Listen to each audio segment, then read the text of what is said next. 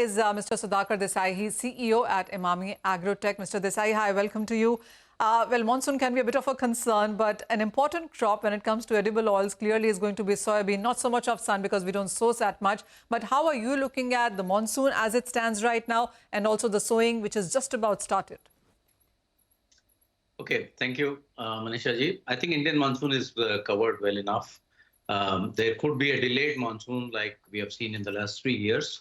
But from a business point of view, the range for sowing, even if there are very good rains for a week, I think that takes care of the very good coverage of the oilseed crop in the oil producing states. But when we look at weather in these markets, we are also keeping an eye on weather in Ukraine, and that's where for the sunflower crop and Russia. And also currently the market will also be impacted by the North American weather. There will be a lot of swings in the Chicago, due to which around this time.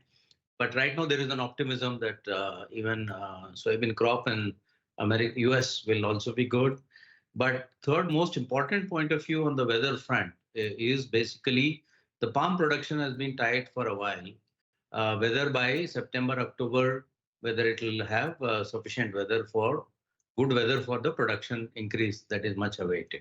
Yeah. All right. So I get your point. Yes, since we import so much, it's not just the Indian weather, but the weather abroad as well from where we get edible oils. It's something that we need to watch out for. I also want to understand the MSP part of it, Mr. Desai, and 5 to 7% of an MSP hike is what the street is anticipating. And as early as this week itself, how are you looking at those numbers? My guess is that it's a good sign. I think it's a very, not only about MSP, but it's the whole broad spectrum of National Mission on Oilseeds. Happy to see that the same is part of the 100-day agenda of the government as a national priority, I would say. Because when we think longer term, definitely India cannot depend so much for imports, and also getting worried about what the weather outlook worldwide is. So we have to increase the domestic crops. MSP is one of the definitely one of the tactical moves in order to support the crops, because the farmer would react mostly to the price and the remuneration, the farm income. We have just seen that government has done a wonderful job in rapeseed by procuring whopping 1.8 million tons of rapeseed. We have seen that the rapeseed crop has come out of operating below MSP, and it's come out more or less closer to the MSP levels. I think MSP is one of the tactical moves, definitely. But we are sure that there are a whole lot of other recommendations that we as IVP, Indian Vegetable Oil Producer Associations, have made towards self-sufficiency also. Yes. Absolutely. And, you know, Mr. Desai, as you very well pointed out, that yes, as the new government is taken form, it's not just the first 100 days that the industry is expecting a lot from the current government, but it also is about budget, which would be in the month of July, and various sectors are providing representations on that too. So when it comes to edible oil as a sector, I'm assuming there's a long list there, but if you would want to take us through the top 5 things that this industry is looking forward to. Yeah, the top 5 things are always most impacting. Creating 80% of impact. I would start with very briefly on the self-sufficiency. With the stagnant Malaysian production and the global production also, the sources of global supplies will continue to be limited as we move into the next few years. It is very, very important to put a stop to the ever-increasing imports. So it is only natural that today we have made recommendations. Point number 1 is that we need to allocate about 21,000 crores. We are trying to give a breakup to invest into this oilseed sector. And also, we also need to take care of priorities in terms of oilseed growth. I mean, starting with mustard, they've done a fantastic job. Crop has gone up. Soybean is a unique product, which is meal dependent. Groundnut seed and sunflower, we are completely 100% dependent on sunflower from Ukraine, Russia, as far as domestic needs are concerned. And as we saw, the prices have actually been very favorable for sun seeds.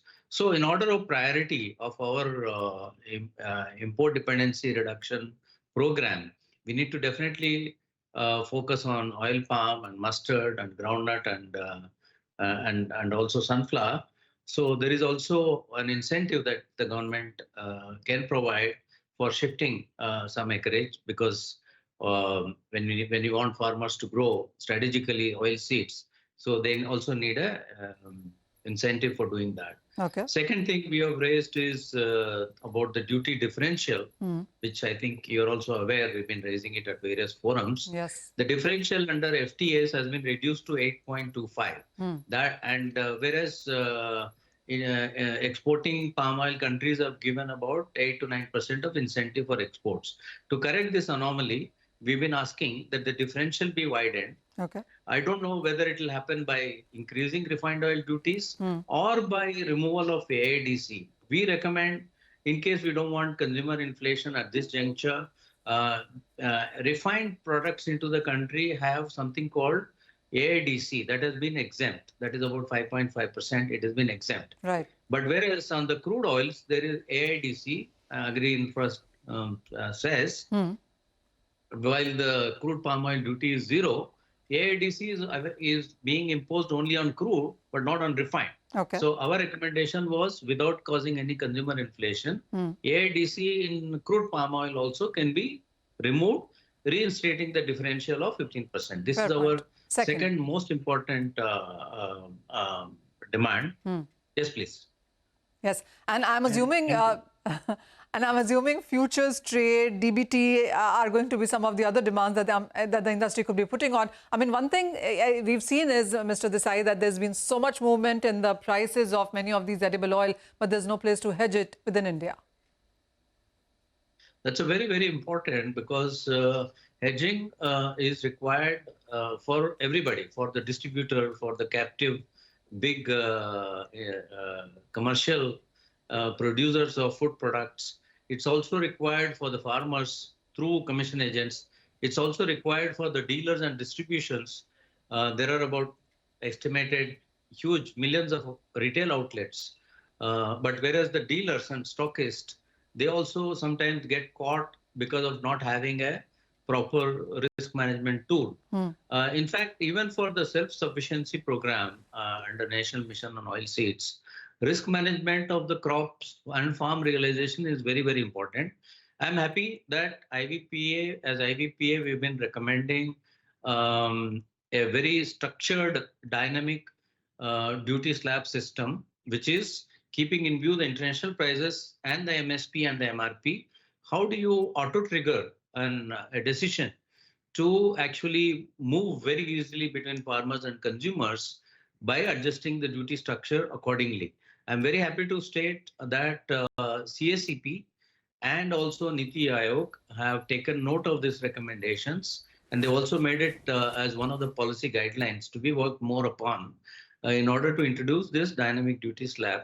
Of course, domestic exchanges are right now banned till December, but now that the consumer inflation is intact, and we are very hopeful that like they've relaxed in some of the product like sunflower seed, for example.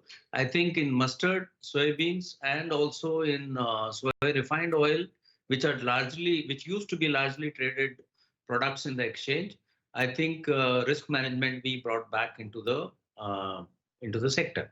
Oh, yes, Mr. Desai, there's just so much to ask for when it comes to edible oil. Self-sufficiency is something that the government has been talking about itself. But as you said, it's going to be about futures trade, duty structure, dynamic duty. There's just so much that can be done, and some out-of-the-box thought process as well. There's something that can really support the sector. Thank you as always, Mr. Desai, for taking time out for us and taking us through all of that list. But with that, we're heading for a short break. But coming